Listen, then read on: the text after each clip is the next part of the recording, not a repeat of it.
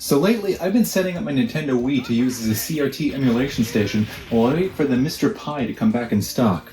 I wanted to use this Neo Geo pad I bought a while back for the PlayStation 2, since none of the Wii's controller options have particularly good D-pads for fighting games.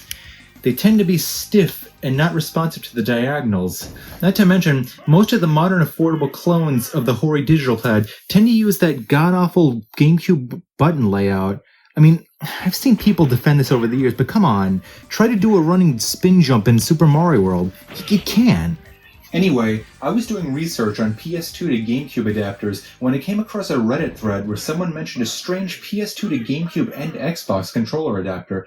For some reason, this random, unsuspecting adapter being sold on eBay marks the official seal of approval from Yamaha, the company behind all those synthesizers and motorbikes. Why would Yamaha, of all corporations, be interested in making such a niche product, and why is it still being sold on eBay in 2025? Could this be a bootleg? Perhaps some kind of strange OEM branding? Well, from what I've gathered, this adapter was originally bundled with the Yamaha MS-1 Motorsport controller by Game Element's Gemini. All they did was take the regular controller adapter, paint it not quite GameCube Indigo, and slap a Yamaha logo on there. I'm guessing they might have made too many of these adapters, so they decided to sell off their excess stock as OEM to China.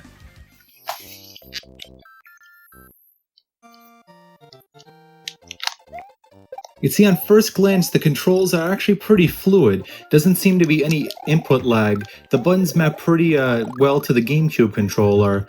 If you're playing a game like Super Mario World, it really seems to do just fine. The 4 face buttons and the D-pad are all quite responsive and nice. Now, I've never really enjoyed the PlayStation 2's D-pad that much for fighting games, but it does a decent job. It seems to respond well to the diagonal inputs, at least much better than the classic controller does. You can see I'm doing the Dragon Punches pretty consistently with this gamepad. Now let me try Heavy Punch.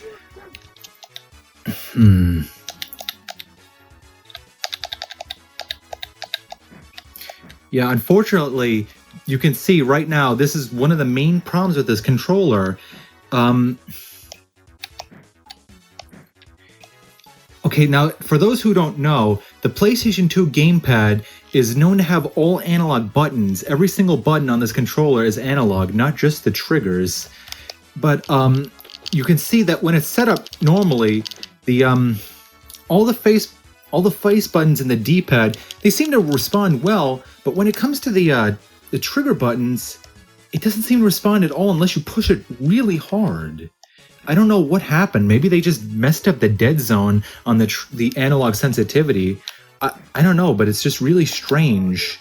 And unfortunately, I did buy this for 6-button fighting games, so, maybe that's a pretty bad sign, but that's okay. It's analog controls. Maybe I should plug in my DualShock 1 instead and see what happens. Okay, now that you can see the DualShock 1 is plugged in, it seems to respond pretty well. As I suspected, without the analog sensitivity of the trigger buttons, it actually is a decent option.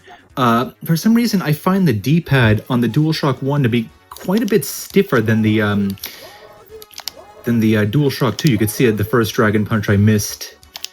Quarter circle motions are pretty good.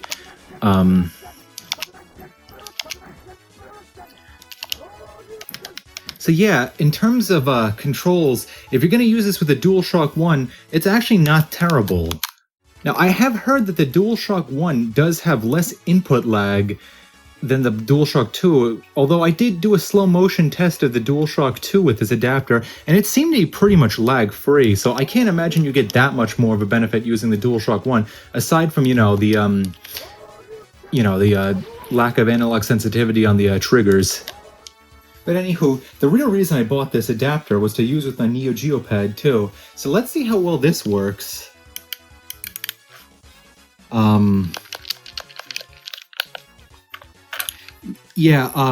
Okay, so it doesn't work.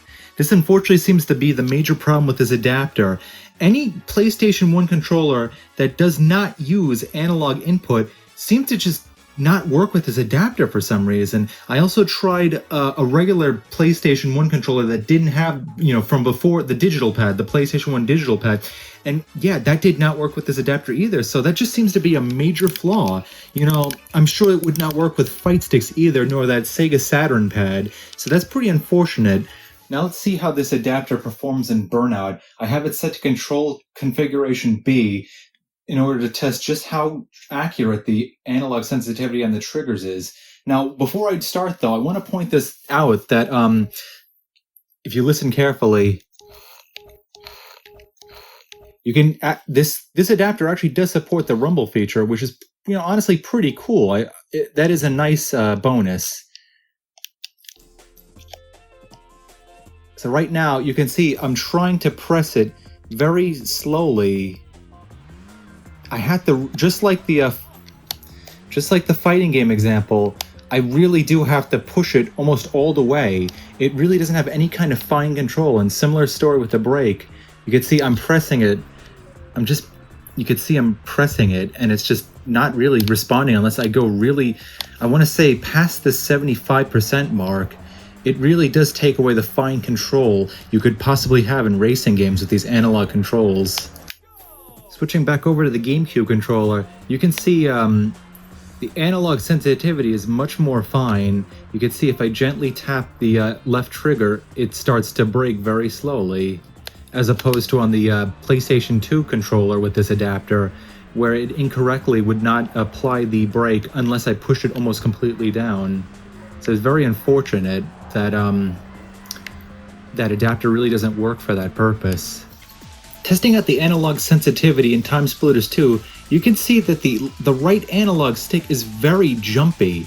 The dead zone seems to be very, very large. See, you can see how long I have to pull it before it even starts to register.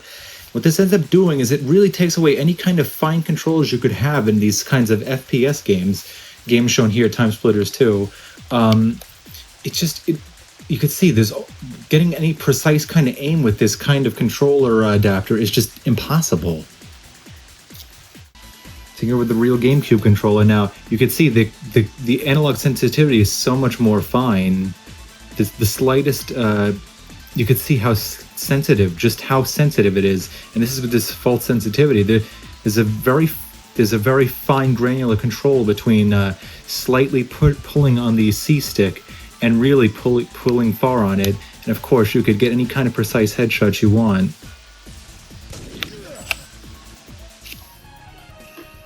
So far, I've covered just about everything there is to say about the GameCube portion of this controller adapter, but what about the original Xbox side of this adapter? Well, that's the very bad news. It seems that all the problems that this control adapter had with the GameCube side, the Xbox side is even worse. Take a look at this. Yeah, you can see that every single button has the analog sensitivity problem. You have to press pretty damn hard to get anything to register. It's quite annoying. But what makes this even worse, in fact outright unplayable, is the D-pad. Now you could see, so far it's pretty decent if I press the buttons hard. It still registers dragon punches and stuff.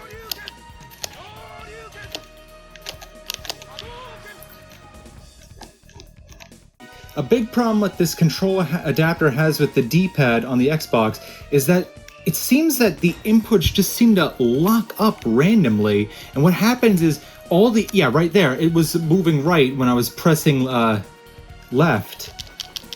It seems that this adapter is just completely unusable on the Xbox just because the D-pad just goes insane. It goes haywire, and all your inputs just drop, and it freezes on the last random input.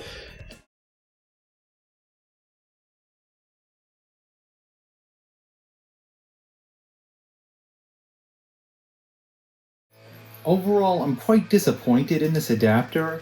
I really don't know what I expected. I really just wanted something to be able to use that Neo Geo pad on the Wii, so I could play Neo Geo and CPS 1 and 2 fighting games on there. But unfortunately, I guess I'm going to have to look into different solutions.